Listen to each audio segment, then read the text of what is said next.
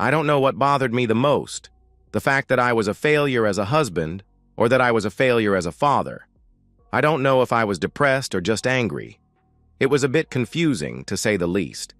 I spent my whole life trying to make things better for my family, and all I ended up doing was providing them with things and money. That just doesn't work. It quickly became very apparent that my only function was to keep the well full. I loved my wife, and I loved my children. Please note that that was all past tense. I have my own business, Enterprise Welding Associates. Terry Martin and I grew up together. We were best pals from grade school on up. Terry and I started the company right after we finished trade school, and it grew faster than we ever imagined. So technically, I should say that we have our own business. A few years later, both of us married our high school sweethearts. Life was good. For the first 15 years or so, everything was great. The company was doing well. Terry and I were both pulling down nice salaries, and we had over 30 full-time employees. Terry and his wife, Myra, had 3 sons. Allison and I had twins, a boy and a girl. We both had modest-sized McMansions. We enjoyed dining out, nice vacations, and expensive cars. Terry and I were very business-orientated. The business came first. We figured out early on that it was important to keep our customers happy and our employees happy. A third of our best workers were ex-cons. We had hired them directly out of the prison trade school. In 8 years, only 2 of the ex-con workers turned out to be a problem, and it was quickly taken care of by the other cons. They had it good and were not going to let any deadbeats screw things up for them. We supported several community programs and even sponsored a softball team. Unfortunately, my home life was not fair as well. Somehow or another, my wife became socially active with several progressive causes. I wasn't nuts about it, but she let me do my thing, so I let her do hers. Politics had never been a part of our family, but all of a sudden we started to have talks about current events and political things that were happening. I tried my best to avoid such discussions, but it was to no avail. The more I tuned her out or ignored her, the more determined she became. It was as if CNN and Fox News were playing at the same time. I started trying to avoid her, but it was difficult. As my wife and I became more distant, so did my children and I. I had tried for years to get my son Jacob interested in some type of activity. I didn't care if it was sports, hiking, or hunting and fishing. All he wanted to do was play video games and, as I discovered later, enjoy a bit of marijuana now and then. All of my efforts were rejected, and finally my wife told me to just leave him alone and mind my own business. I would have put up more of a fight, but my son was smirking at me as she said it. My daughter Jordan was a clone of her mother. She used to be Daddy's little angel, but now she didn't even seem to recognize me as her father at all. I couldn't begin to count all the piercings that she had. Even though she was on birth control, it didn't keep her from getting the clap twice. She loved to accompany her mother to all sorts of political gatherings and social meetings, but wouldn't even think of going with her father for ice cream or pizza. I gave up trying with her also. One of the biggest downhill slides came when I refused to donate company money to one of her causes.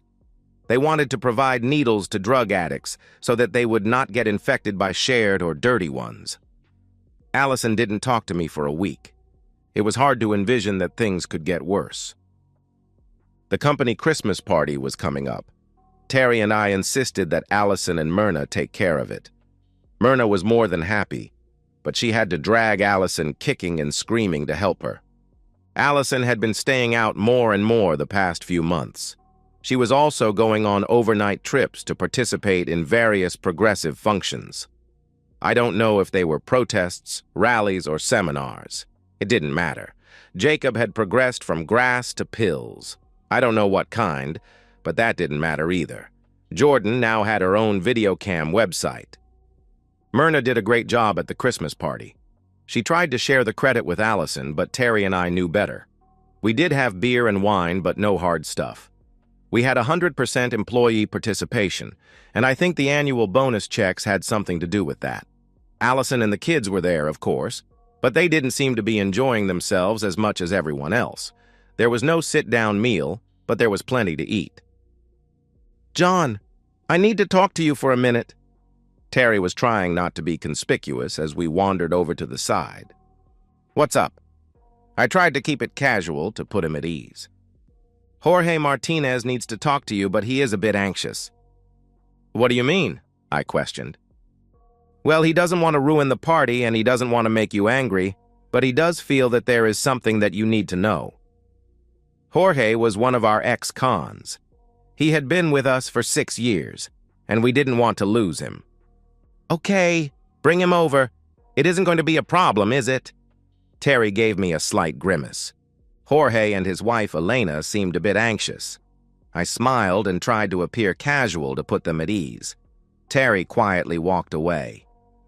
"Mr. Terrell, we don't want to cause any problems, but when my wife saw your wife today, she felt that she had to say something. I tried to talk her out of it, but she insisted."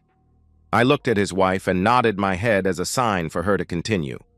She looked at Jorge, elbowed him, and motioned for him to speak.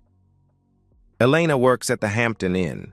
She is in charge of housekeeping on the 5th floor and has been there for 2 years now. Your wife and a Mr. Franklin have been using room 511 once or twice a week for the last year. They usually only stay 2 or 3 hours and always in the same room." I was speechless. I had a million questions, but I didn't think now was the time or place to bring them up. Elena looked relieved that it was all out, but Jorge was very anxious because he could not figure out how I was going to react. I simply took his hand in both of mine, looked into his eyes, and said, "Thank you." I smiled at Elena and motioned for both of them to return to the party. Jorge relaxed. As I walked out, I passed by Terry. "Give Jorge a raise next month." Kyle Franklin ran the parking authority for the city. I didn't know him well, but I did know that he was a civil servant for almost 20 years. He had aspirations to someday run for mayor. He was married to Nora Franklin, who owned one of the top real estate firms in the county. She was a good-looking woman and liked to put her ads on the side of the city buses.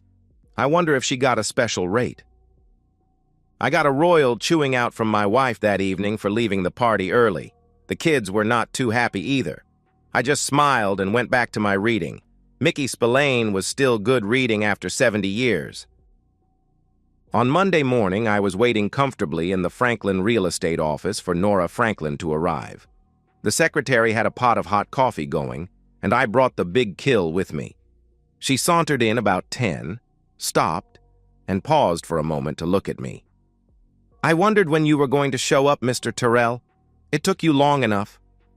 I followed her into the office and took my coffee with me.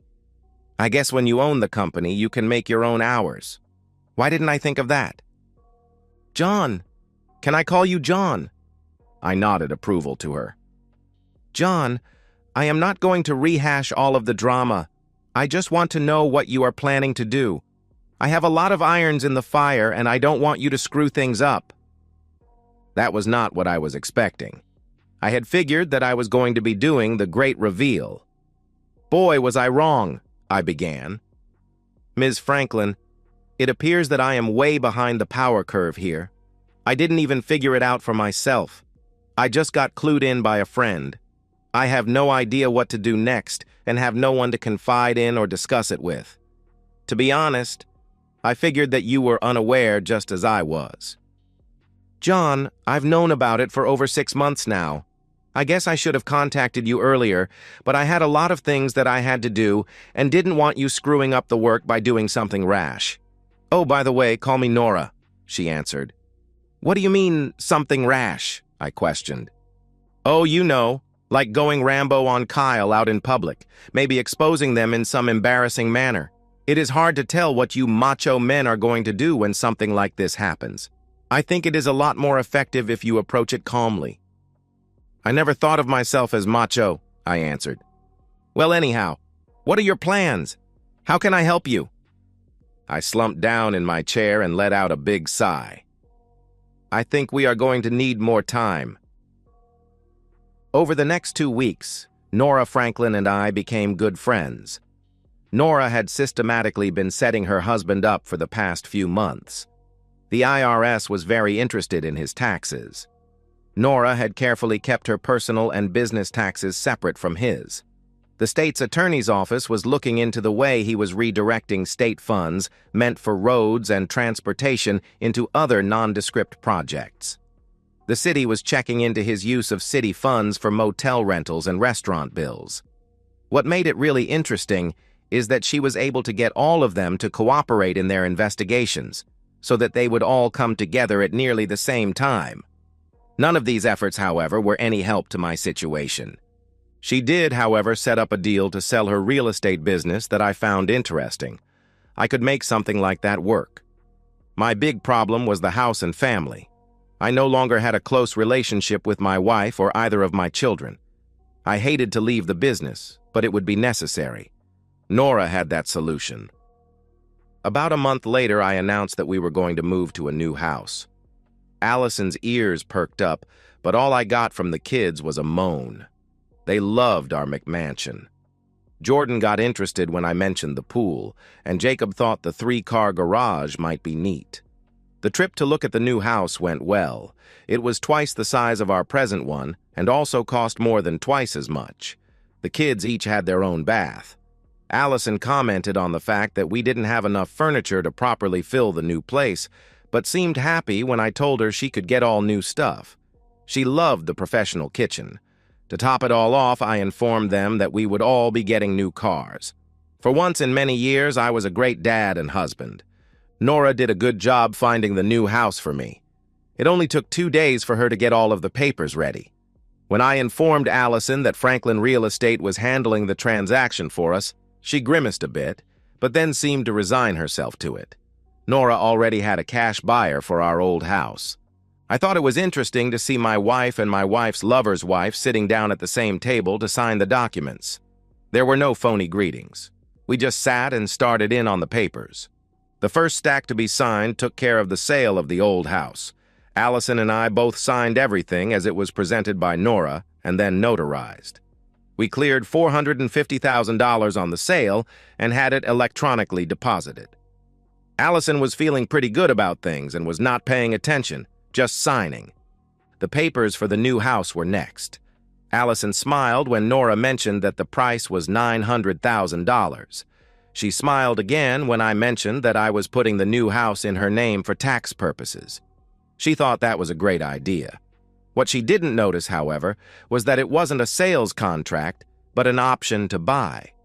If she had read the fine print, she would have seen that the option was for 120 days.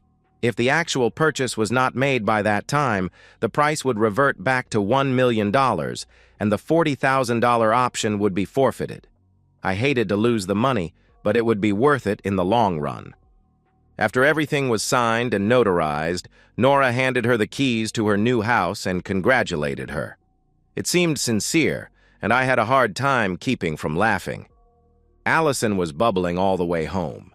She had not expected me to actually put the house in her name.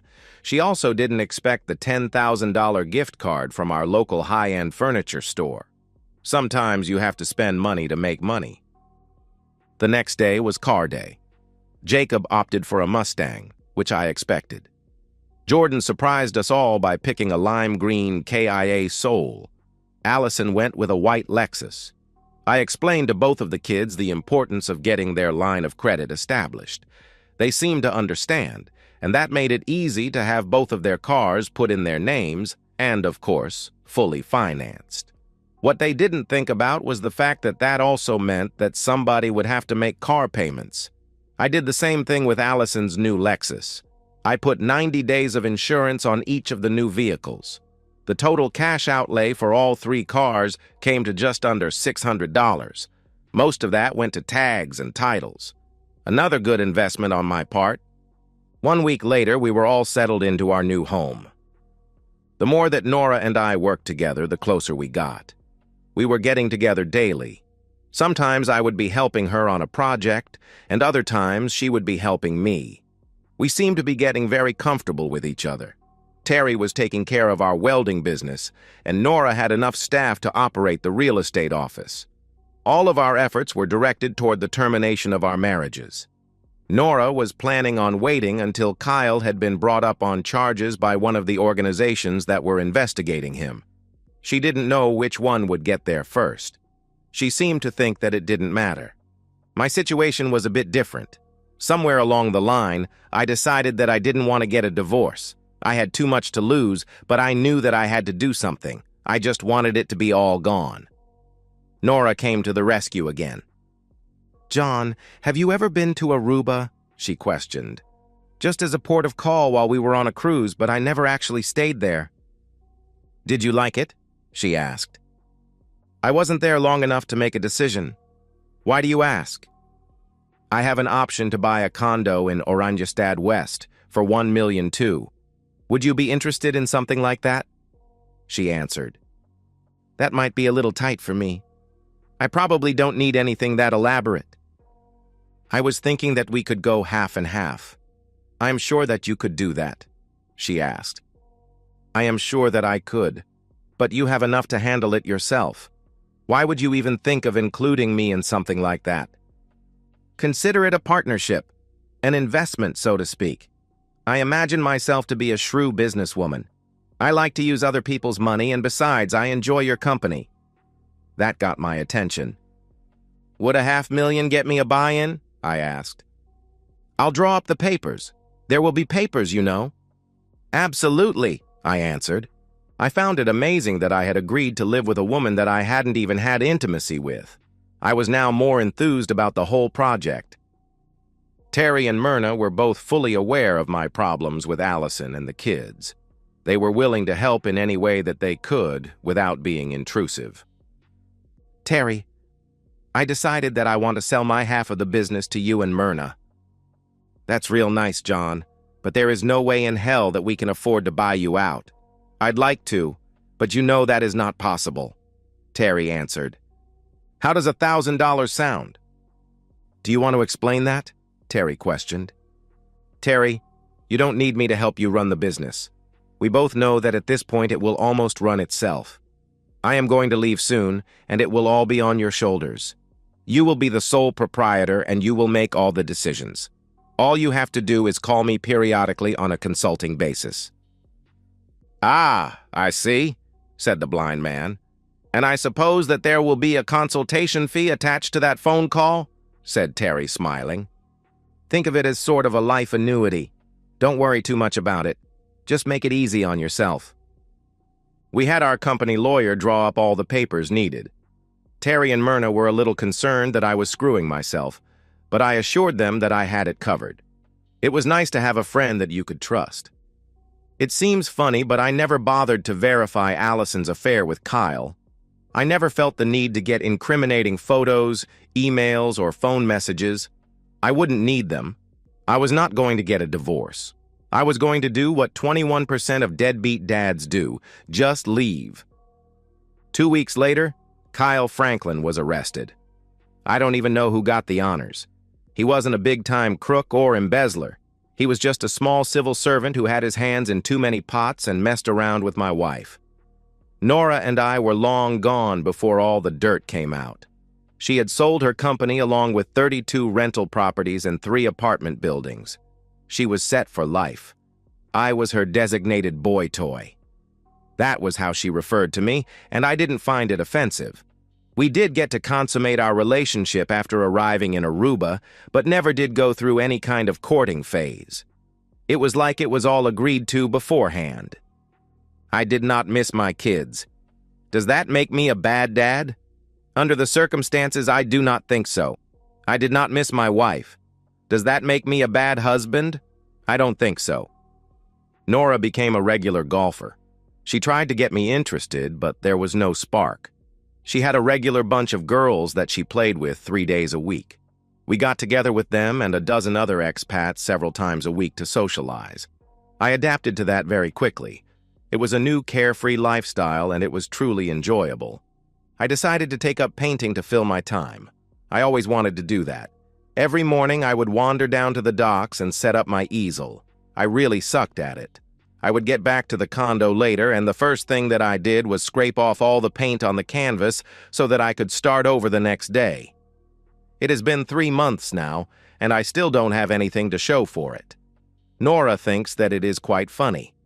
I had been avoiding contact with anybody, but I felt that I should call Terry.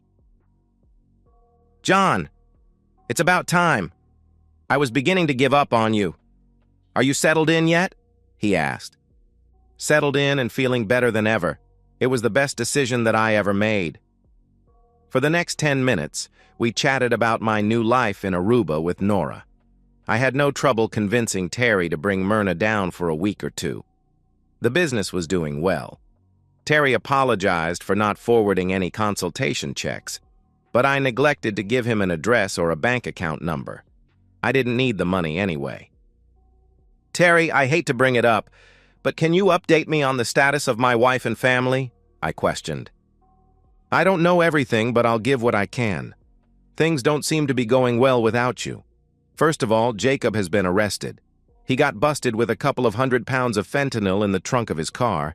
The car was, of course, confiscated, and since he was now over 18, he was locked up. Allison couldn't get him out on bail. Don't know anything else about that. Sorry to hear that. I know I am his father, but to be honest, I really don't give a damn what happens to him. I tried, and I failed. I answered. Jordan's situation is not much better. Shortly after moving into the new house, she doubled down on her webcam site.